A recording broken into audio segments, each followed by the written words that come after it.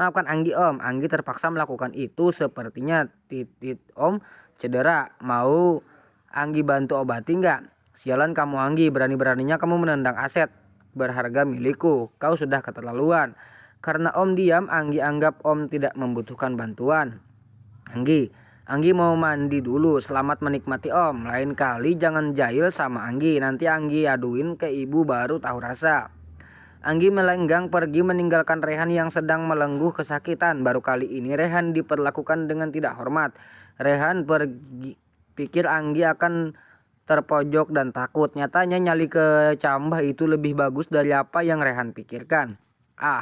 Rehan mencengkram spray dengan kuat. Anggi, pagi hari di rumah sakit XXX di kota Bandung. Iya, gimana ya keadaan Anggi? Dia bahagia tidak dengan keluarga barunya. Ibu khawatir ya, ibu takut Anggi diperlakukan tidak baik oleh keluarga Jaya. Andi tersenyum simpul, perkataan istrinya benar. Andi juga Ana tidak mengetahui bagaimana sikap asli keluarga Jaya. Terbesit di hati Andi untuk mengambil Anggi kembali, namun itu tidak mungkin. Anggi sudah menikah dengan Rehan. Meskipun itu baru pernikahan agama, namun pernikahan bukan sebuah ajang permainan.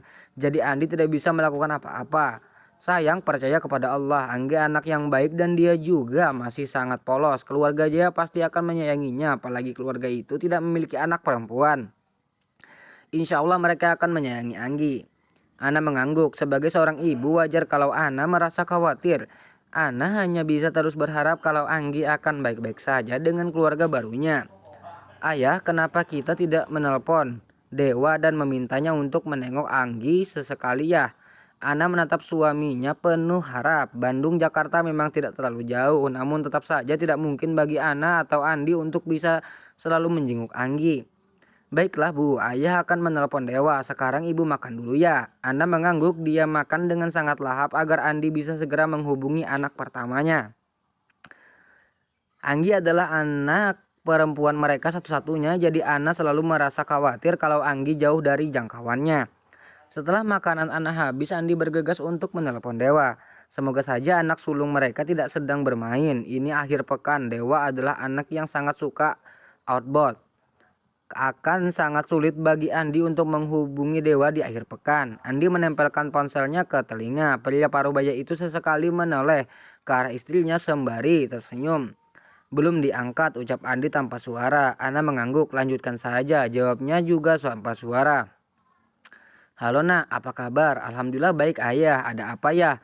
Tumben nelpon Dewa pagi-pagi. Ibu sama ayah baik-baik saja kan? Terdengar suara Dewa yang sedang khawatir. Andi segera menganggukkan kepalanya. Padahal Dewa sudah pasti tidak akan bisa melihat anggukan yang tadi Andi lakukan. Iya nak, kami semua baik-baik saja. Ibu juga sudah mulai membaik. Ayah hanya ingin meminta tolong sama Dewa. Kalau sempat tolong tengok Anggi sesekali. Kamu waktu itu tidak datang ke pernikahan Anggi, sekarang boleh ya kalau ibu sama ayah meminta tolong seperti ini. Ya, kalau urusan itu gak usah khawatir.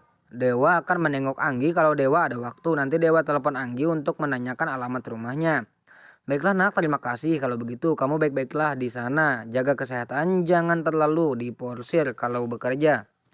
Iya. Dewa tutup dulu teleponnya. Dewa masih ada pekerjaan tambahan dari kantor. Andi menutup panggilan teleponnya lalu menoleh ke arah Ana sembari tersenyum.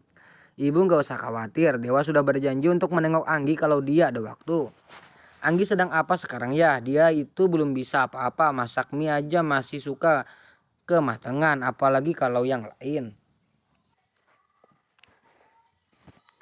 Haciu, Anggi menggosok hidungnya yang tiba-tiba gatal. Nona Anggi, Nona sedang apa? Mbok Jum bertanya keheranan. Melihat Anggi yang sedang asik membuat sesuatu di meja party. Anggi sedang masak telur ceplok Mbok, tapi kenapa malah gosong? Begini ya. Anggi menunjukkan beberapa telur ceplok yang keadaannya terlihat sangat mengenaskan. Mbok Jum melihat Anggi yang sedang asik membuat sesuatu di meja party. Anggi sedang masak telur ceplok Mbok. Begini ya, Anggi menunjukkan beberapa telur ceplok yang keadaannya terlihat sangat mengenaskan. Mbok Jo menahan senyum melihat kelakuan Anggi. Bisa-bisanya anak gadis tidak bisa membuat telur ceplok.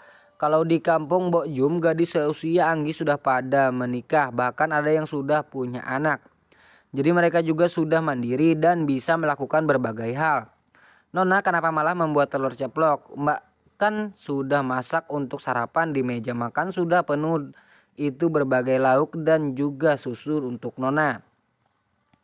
Anggi nggak bisa kalau nggak makan telur ceplok. Pas sarapan, Bo.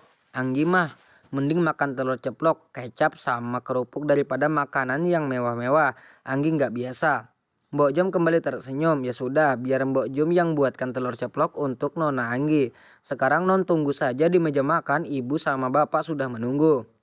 Anggi mengangguk. Dia memberikan telepon berisi telur ceplok yang gosong kepada Mbok Jom.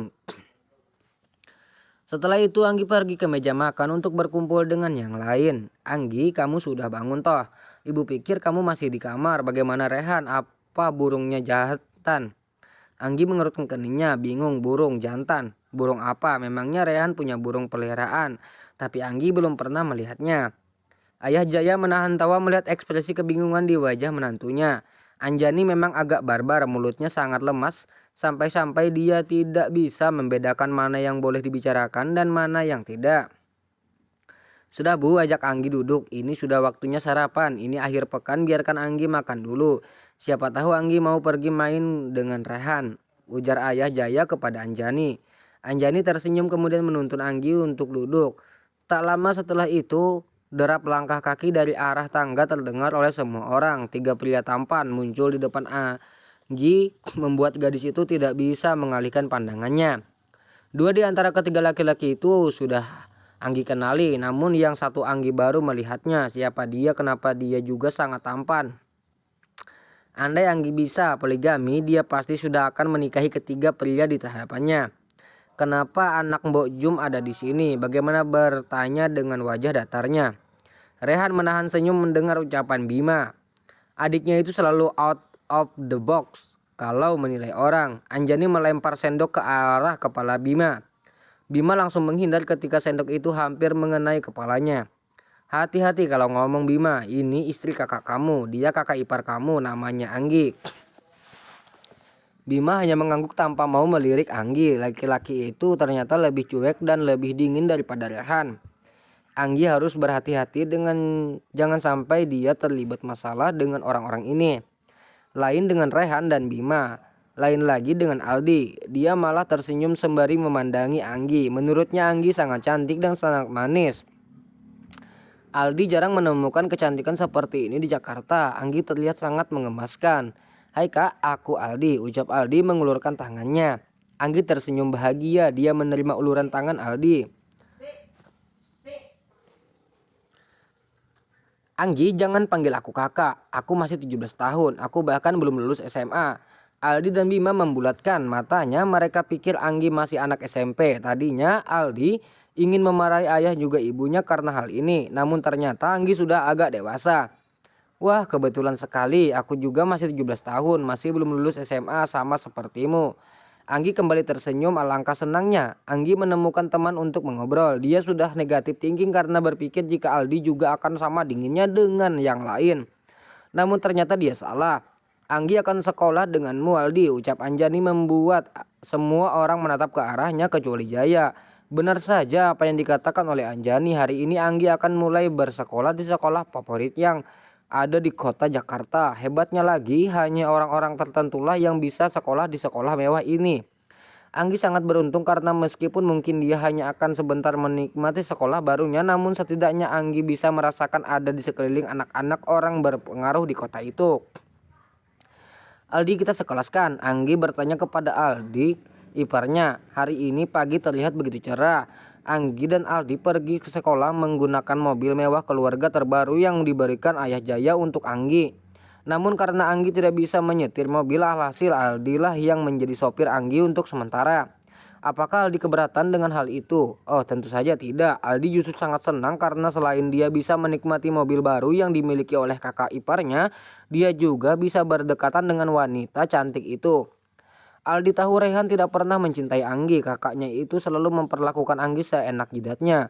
Jadi jangan serahkan Aldi kalau dia memberikan perhatian lebih kepada sang kakak ipar. "Aldi kok malah melamun sih?" jawabnya. "Kenapa?" Anggi menarik jaket yang Aldi kenakan membuat laki-laki yang sejak tadi sedang melamun sesuatu entah apa itu menoleh ke arah Anggi.